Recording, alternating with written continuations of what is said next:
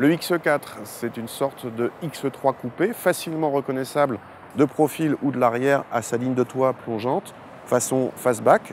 C'est un petit peu le pendant du X6 pour le X5, mais aussi du GLE coupé pour le GLE ou du GLC coupé pour le GLC.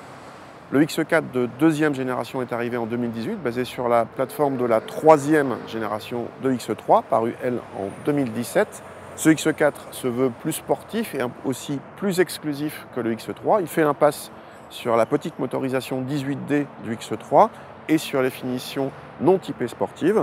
Notre modèle d'essai est un X4 M40i, à ne pas confondre avec les X4M tout court, qui eux ont droit à des moteurs de 480 voire 510 chevaux pour la version compétition. Nous, on doit se contenter de 354 chevaux seulement, tiré d'un 6 cylindres en ligne 3 litres turbo.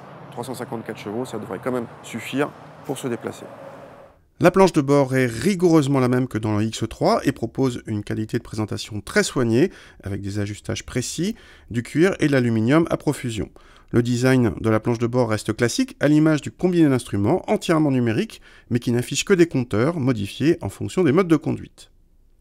L'écran central peut se piloter au doigt ou à la molette, mais cette redondance est plutôt bienvenue, elle laisse le choix. Vu le niveau de gamme, l'équipement est assez complet, mais l'affichage tête haute fait partie des options.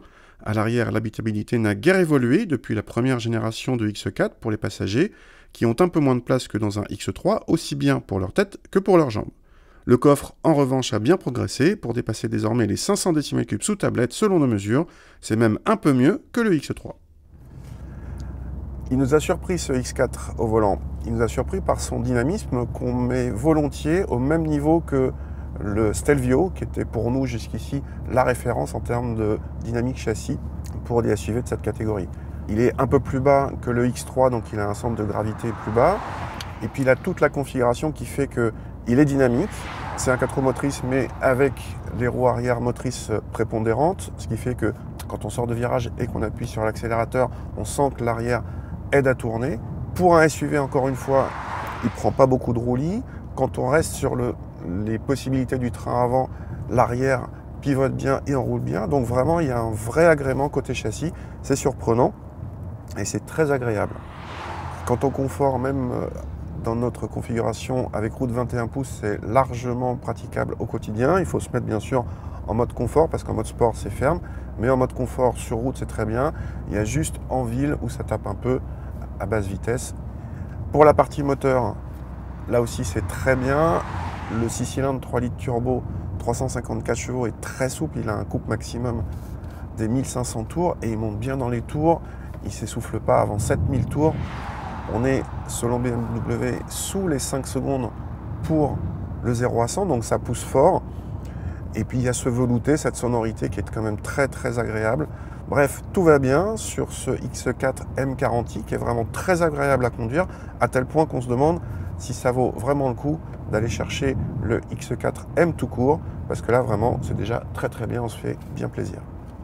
En matière de consommation, pas de miracle, vu les performances canon et le gabarit de l'engin, il se montre gourmand et engendre un malus écologique de presque 7 000 €.